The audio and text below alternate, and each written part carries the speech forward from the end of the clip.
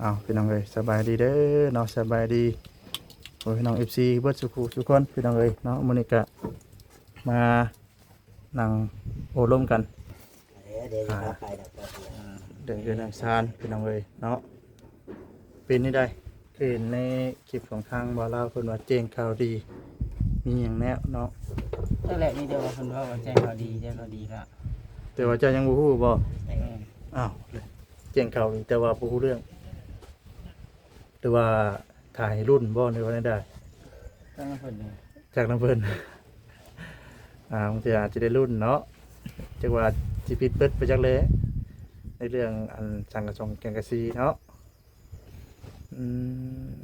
พี่น้องเอ้ยกินนี่ก็คือทางน้องอูเพิ่นไปหาทางน้องมวยเนาะไปหาคู่จิ้นพี่น้องเลย ก็มีทางของพี่น้อง FC มันก็คอมเมนต์เชียร์กันเข้ามาหลายคู่หลายคนอยู่พี่น้องเนาะ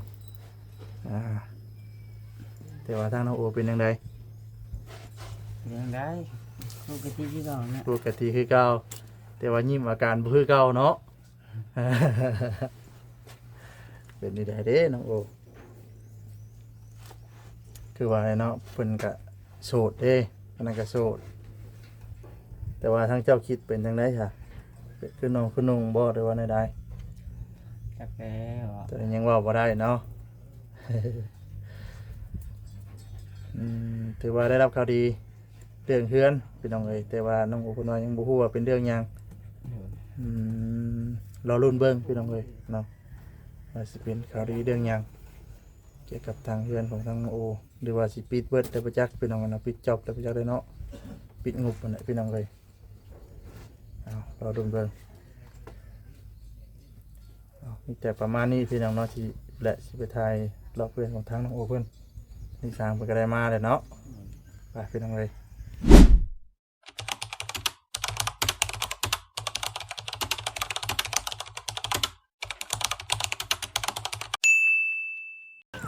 พี่น้องเอ้ยเราตัดภาพมาบัดนี้ทางสร้างกำลังเฮ็ดผมปักอยู่พี่น้องเอ้ยเอาเพื่อทางน้องโอเพิ่นไปกินข้าวเที่ยงพี่น้องเอ้ยเนาะ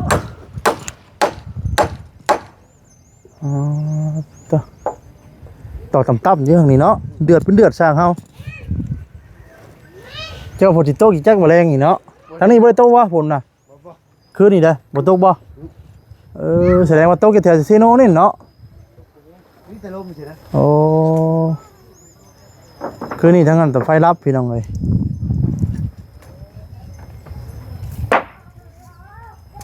จะได้สร้างเฮามื้อนี้ได้ขึ้นอยู่บ่โค้งมื้อนี้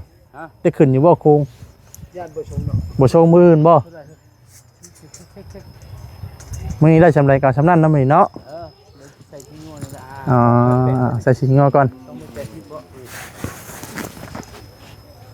ขนาดน่ะ2.79 เมตรมันก็เป็น80อยู่เส้นนึง802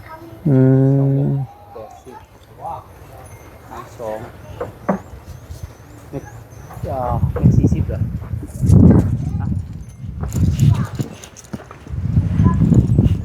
พี่น้องเอ้ย ตีจะไม่สะพานกาดนึงบ่ดีบ่ โอ้คะแนนมันแล้วเนาะ นี่มึงมันนั่งกัน ขึ้นมาเทิงนะพี่น้องเอ้ยบัดนี้ เอา18บ่ได้บ่ 18 นี่นะตัวนี้ตัวนี้ ตัวนี้มีก็ได้เหรอ ได้กันได้เพิ่นกันราคาตัวนี้ มีแล้ว โอ้ตัวนี้ได้อยู่เนาะ ขึ้นมาเทิงสิแห่งกว้างพี่น้องเอ้ยเนาะมาโตโห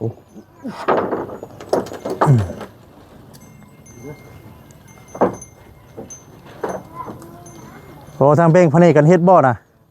ฉะนั้นพัดท่าสีบ่ข้างน่ะโอ้ตอนนี้แม่นสองคนทางนี้เลยเห็นตอกทางนี้เลย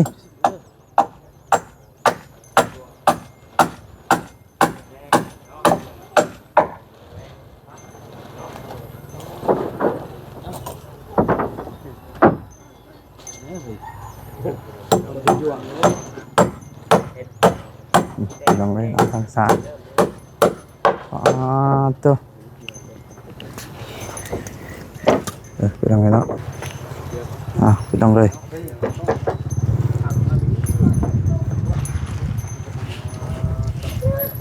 งอนกันอันนี้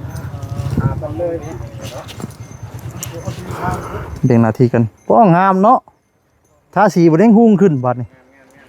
อ๋อตุ๊สมเพิ่นว่าเลยเนาะไก่งามงดผลคนงามย้อนแต่ง แม่น แม่นแล้วคนขี้ร้ายกับกระแป้งโพใส่ก็งามเสยเด้อเว้าอันโปรเฟสเอ้ย ขึ้นมาแล้วคือสีสั้นๆเนาะเฮ้ยเนาะขาคือสีสั้นๆเป็นเด้งน่ะ อย่าว้าวเนาะ ก็เลยสิขึ้นมาเลยบ่ อ๋อเฮ็ดดังพอดีคักดีงามลายงามลายไปลงเลย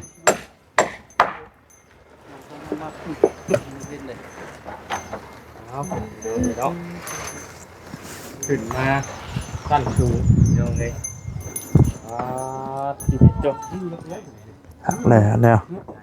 เด็ดอ่อนสั่งหื้อเลยสั่งก็ได้ตัวจ้าตอนนี้เรา ว่า สั่ง ว่าสิไปชนโฮมน้ำอยู่กับฮื้อเด้อสบายเด้อเนาะ มือโลดเราสั่งหื้อโลดเรา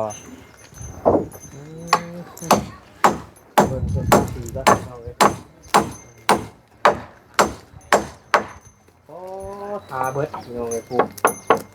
อันนี้ก็แบบทาสวยเนาะสั่งเนาะ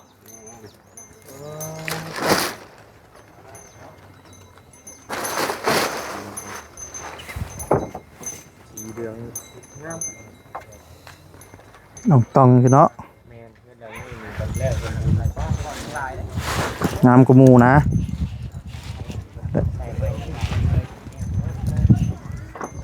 อ๋อตัว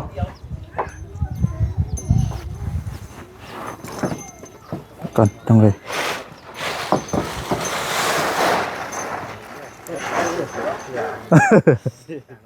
สร้างเฮาเดือดแล้วนะโอ้ยแล้วยันวันพอเฟดฮ้อนได้แต่ปลุกไว้ให้นะสร้างรอเฮาว่ายันพอเฟดฮ้อนเพิ่นได้ปลุกไว้ให้แม่นทีมงานสร้างรอเอาจันกินข้าวกับย่างสร้างรอข้าวเที่ยงมื้อนี้ ลายแนว อ๋อชมบักเซียน อ๋อเก่งๆละไม้น้ำเนาะ เอามาเลยลูกเอามาเลยมาเลยบ่ เขาผสม เป็นไรทั้งเงาทั้งปากเพราะว่าทั้งเงาทั้งปุ๊บเฮ้ยเลยครับ มาเดี๋ยวเทถอก เท้าเอาเลยเท้าเป็นยังสิเป็นยังมันจะทำกันแบบนี้ อืม ทาเลย ไทยมุมสูงพี่น้องเลยเนาะมันขึ้นมาถึงขึ้นมาคือขาสีสั้นๆนั่นนึงเนาะบ่มีเป็นปูนี่เนาะอีก2มื้อนะได้ย่างคันดีแล้ว โดยก้าวไปไกลกับไรบัด โอ้ระวังพลาดเล่นไปแล้วนะ นั่นแหละจังว่า ตารางนะ แล้วจังว่าจะยันทิพยันป้ากินบ่ได้พี่น้องเนาะ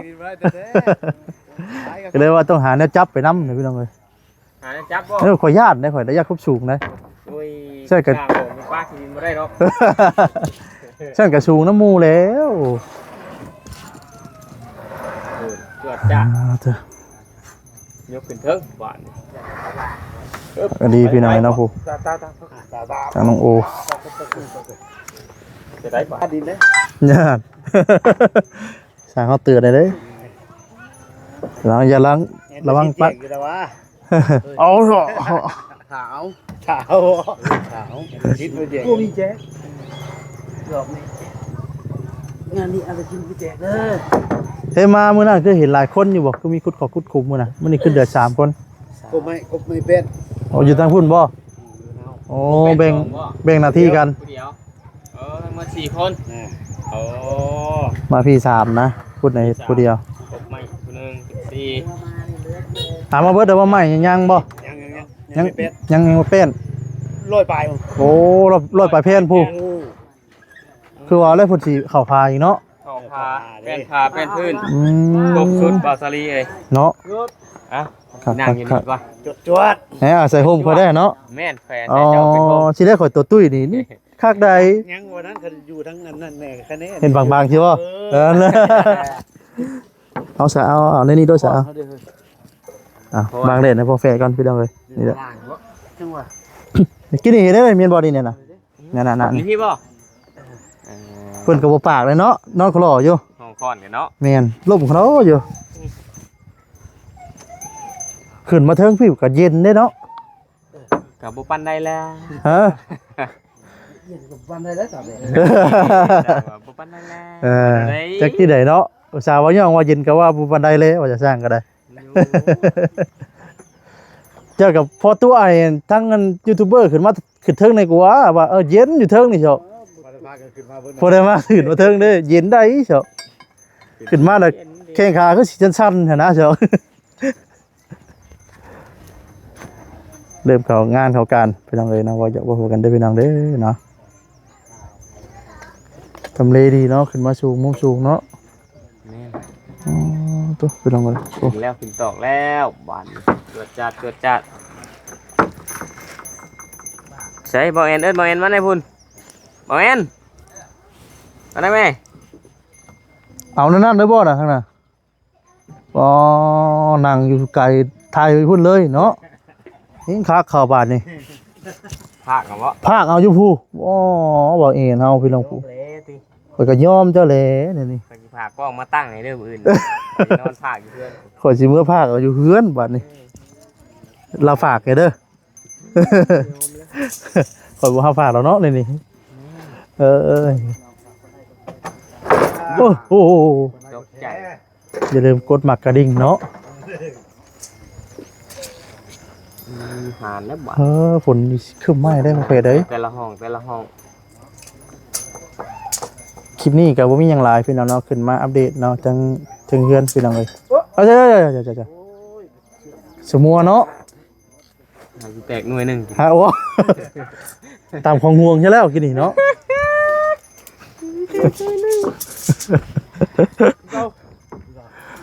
เอ้ยพี่น้องเอ้ย เราคือเก่าเลยจักเราได้เข้าใจตรงกัน คือเก่าว่าซั่นบ่ได้เปลี่ยนบ่ได้เคลื่อน นี่พี่น้องนะ นี่ไปโคตรกลับมา อะไรบาดนี่ เกิดเลย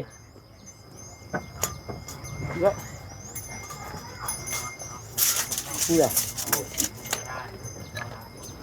อันนี้คือขาดเลย คัก ปากกันแล้วงามเลย สาวสามสาวนี่ฮะขึ้นเช้านี่บ่อ๋อ เด้อก่อนลงที่หัวเด้อ โดย นี่ไผ ยันตะปูโฟงมาบ่ บอกเผื่อไว้สั่งวะ แม่น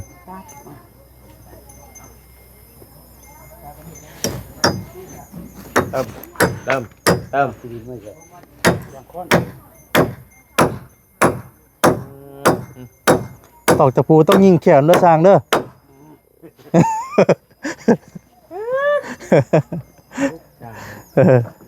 เหี้ยวว่าออกไปเลยติว่าสิดีนี่ก็เนาะ กั้นใจพร้อมเนาะ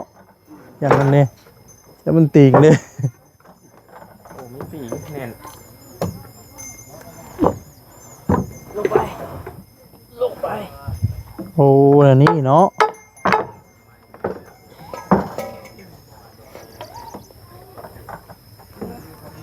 จดจ้า อีกจัก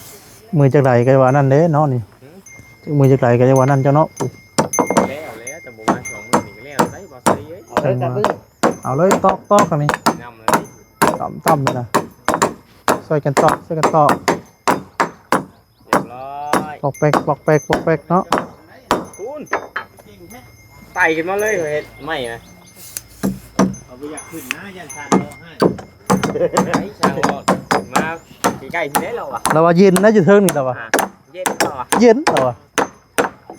เพื่อกับจักออกมาแต่ใส่ละซัดออก ไหลว่าเลยเหรอ ห้าช่วงนึงอย่าโคตรโดด เรียบร้อย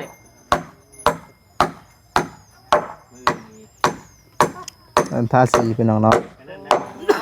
ที่กันเดืองต้องอยู่ตรงนี้ แต่ละมือแต่ละเจ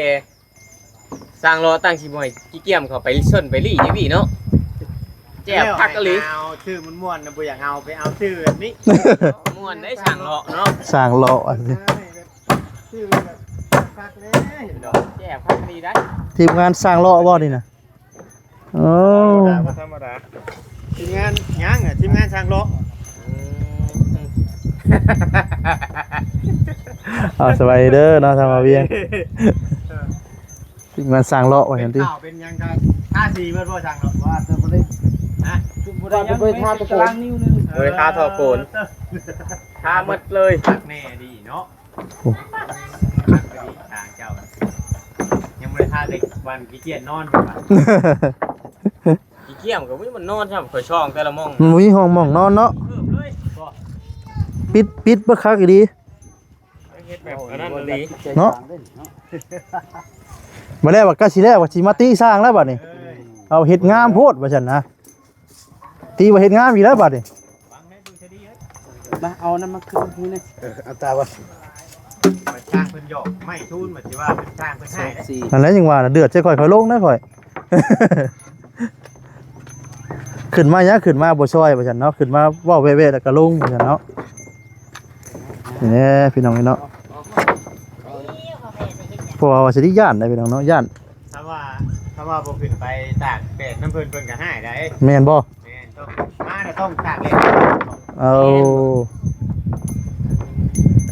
ถ้าว่าสิไปอัน พอไงค่อยๆกอดไว้แล้วนี่ ต้องอยู่ให้จบเลยเพิ่นก่อน อืม พาเมื่อได้เมื่อก็เปิดพามาได้มา โอ้ นั่นเนาะ แต่เด็ก มาพร้อมกัน ต้องมาพร้อมกันอีกกับบ่เวียงบ่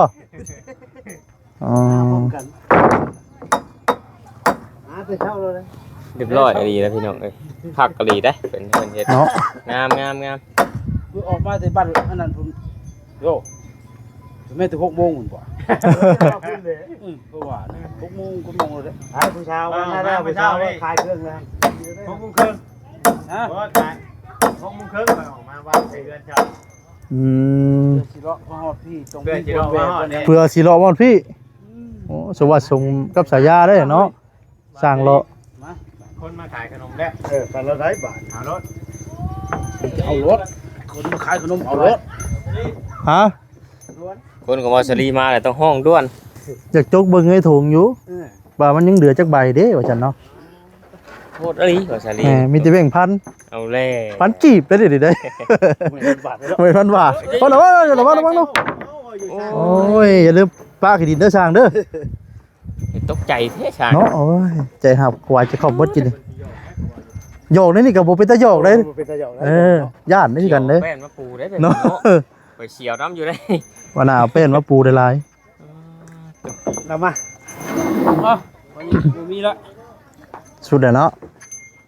เอาสุดเลยก็คืนว่าซั่น จัดพี่น้องเอ้ย อืม ยกขาขึ้นปึ๊บ โอ้พอดีกระเทินนี่กัน กินมาทางนี้นะกินหน้าไปพุ่น เอาเลยสิหลีกให้สร้างเพิ่นก่อนเนาะ ที่ได้บ่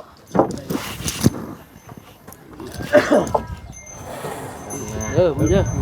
อืม ปึ๊บนี่จับ ขากะดี ยกเสบียงออกมาว่า อาวุธเนาะอาวุธบ่อาวุธคู่กาย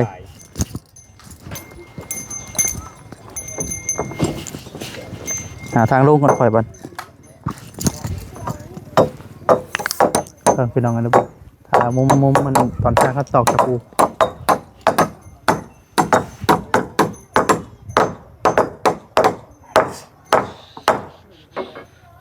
อันนี้เป็นมุมภาพมุมสูง เกิดจากไรเฮ็ด ดีเนาะ สามคนกันตัวไว้ เบ่งหน้าที่กันเนาะ สร้างเบิดว่าสิครับมากับต่างคนต่างเฮ็ดหน้าที่ต่างคนประกอบไว้เพราะงั้นก็ทำหน้าที่ทาสีอย่างเดียวพอแล้วจากสีเพิ่นก็เฮ็ดอย่างอื่นทาสีให้เพิ่นอันนี้ละเอาไม้ไปย้าย อยากลงบ่ได้แล้วบัดนี้ว่าดอก เอาสบายเด้อเนาะสำหรับคำหากันมาพี่น้องเนาะ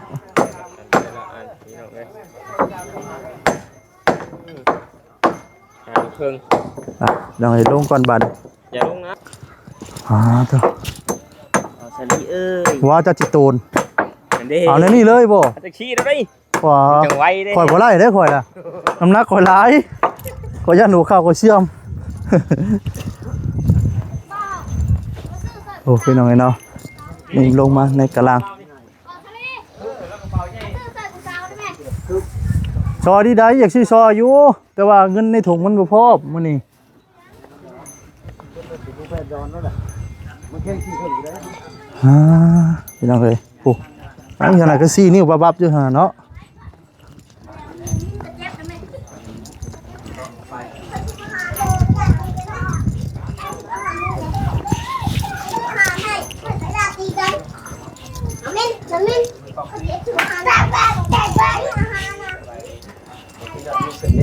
โอ้หาแล้วเบิ่งได้ยากเด้มือกล้องเจ้าเนาะอ๋อสบายดีเด้อ บอกสลีบ่เคยเห็นมึงแต่เป็นมือกล้อง แม่นสบายดีพี่น้องเลยหาเบิ่งได้ยากเนาะ โอ้บัดกล้องเพิ่นโทรมาไกล ให้ก่อนเงินแท้ เฮ้ย มาอ ปรึ ธิ ก บา ษาย นี่แหละปรึกษา คือเห็นเจ้าซี่นี่แวบๆอยู่มีหยังอยู่ตะกี้ว่าเอิ้นข่อยใช่หรอกบ่แม่นบ่ ตาเกี่ยวกับบอลเขาติดต่อออกมา อ๋อ 3 เมตร คือ ตรงกับ จะ ที่พอดี บัดนี้มีจักเสาบัดนี่ ปีมาใส่เช้าหนึ่งปีนี้เอาไปน้องเต้จะไปอยู่หุ่น เพื่อนเท่านี้แต่ละเทื่อต้องสั่งอย่างละเสามาแน่ ได้ดีบ่เช้าหนึ่งบอสเช้าหนึ่งถ้าว่าเขาจะตั้งหุ่มมันเคยได้มุ้งลงที่ต้องหางบต่อประหยัดทำดิคืองบคันนี้ครับก็ได้คันนี้ ต่อกับตัวนี้แล้วบ่ แม่นต่อกับตัวนี้แต่ว่าเอาซูงทำหลังคาห้องน้ อ๋อ ำใส่กันชาติอยู่หันโอ้ยคนมา โดย มันก็ราคามันก็อยู่บนนี้แต่ก็ตรงกับห้องน้ำนะใส่อยู่ประมาณตรงกับ อื แต่บ่ ม สามารถตกมาได้ มีแต่ว่าให้นกแต่แล่นเลยนะเข้าห้องน้ำแล่นเลย บ่ต้องย่านเปียกฝน เราแจ้งเสียคนมันก็แจ้งพลาด มีแต่มืออย่างเดียว มีแต่มือ อาจโกเอ้ยเนาะ เอาพี่น้องเลย ที่กิโลนี่ก็ที่แม่เป็นได้แต่มันเบิดแต่ว่าจะเอาสีอย่างนี้นี่นะจะขายทองฟ้านี่แหละมีก้อน สีน้ำเงินบ่สีน้ำเงิน บ่ขาวก็บ่ขาวนะสีอย่างเนาะ กะว่านี่บ่เอ็นหารุ่นเลย ขาวรุ่น ขาวกับบ่ขาวติ ผู้บอกกันยังบ่ฮู้ได้ว่าสีหยัง นี่น้ำจากคือก้อนเมฆนี่นะนี่แต่ว่ามันบ่เป็นสีขาวมันคล้ายๆคลื่นทะเลนะ ตัวนั้นบ่เป็นร้านนั้นบ่ว่าสีเทากับเป็นสีเทาบ่สีงูดิน ถ้ากระท่วงยังนี่ดิ ดูดิลงสองผ้านี่แหละ สบายดีโอ้ได้แต่ก็ไม่ หันหน้า ลองไม่ บ่ครับยังบ่เคยเห็นเพิ่นเนาะเจ้าก็ยังบ่เคยเห็นเลยเนาะ เคยเห็น แต่กล้องบ่เอ็นเลย แฟนยังงงว่าบ่ออก บ่แพทย์ได้เป็นนั่ง อึ้งเลยพอเห็นเฮาอึ้งเลยอ่ะ บ่แม่นบ่ได้จำเลยว่าไปจักชื่อที่อื่นไปเนาะ บ่ได้12แล้ว 12นาทีเลย18แก๊สเด้อภูกะโลบันของแต่ 18ครับ 18เก็ตมีโอ้มาเลยบ่ ยังชาแก้วกันยังบ่ทันว่าง ใช่ป่ะกระลงมาเรียบร้อย กะโลกางน่าจะเป็นมื้ออื่น มื้ออื่นมื้อเช้า9 นาฬิกาเนาะ สร้างพร้อมเนาะ สร้างน่ะเพิ่นยังบ่ว่างประมาณ2-3มื้อ แต่ว่าสิซื้ออุปกรณ์ไว้ก่อน ซื้ออุปกรณ์ อ๋อ แรกมาเท่านี้แล้วก็สิสร้างมา18มาใส่พวกนี้ได้นี่ เอาเสร็จ 9เส้นคือเก่าแล้วก็ เสาหนึง เสาหนึ่งอีกแล้วก็ทุบปู จะบ่เงินก็เรือนข่อยมีแต่ตั้งแต่เทื่อมีก็ตั้งเทื่อละเสา อืม ตอนบ่เอ็นมาต่อเทื่อแรกๆกับเสาหนึ่งเนาะ โดย สร้างเพิ่นตอนว่าได้บ่แอนโหเมเรือนน้องแต่ยังเขาตั้งเสาเดียว เราต่อกับเสาหนึ่ง มานี่ก็อีกเสาหนึงอีก ทำอีกกับเสาหนึ่ง เป็นช่องเสาเลยเด้อบัดนี้ เป็นชาม อ้าวแล้วคือ3 เด็ตอนนั้น ตัวนั้นบ่ สอง อ๋อ3เสาแล้ว เสา เอาให้มันฮอดเสา5เด้อ พุทธิเป็นให้ตัวเติมอีกอะไปพี่อีกแบบนี้ โดย ว่าไงว่าไงบอกสลีเพื่อนน้องสิบ่ให้ว่ามีว่าบ่ให้ฝนตกถึกขี้ดินแล้วนะมีก็แบบราคาเลย อืม แค่น่ะ ก็นี่เลยบอกแอนบ่ปูแบบปูอยู่เลยนะ อ๋อ ถ้าแบบใส่กะโลอีก คือตอนนี้ ได้ เวลาเสาอยู่ไม่เป็นห้อง 19 บ่ฮอด นี่แหละ เพื่อนบอกเอ็น 19เสาบ่จิตต่อเติมเนาะละหัว นะก็ประมาณนี้เดียว เอาพี่น้องเอ้ยเนาะกาสิขอจบคลิปซะก่อนเนาะอำลาไปก่อนเด้อพี่น้องเด้อเนาะผิดพลาดจังใดก็ขอโทษขออภัยนํเนาะฝากกดไลค์กดแชร์กดติดตามเนาะเป็นกำลังใจเด้อพี่น้องเด้อเนาะสำบายดีพี่น้องเอ้ยสำบายดีเนาะ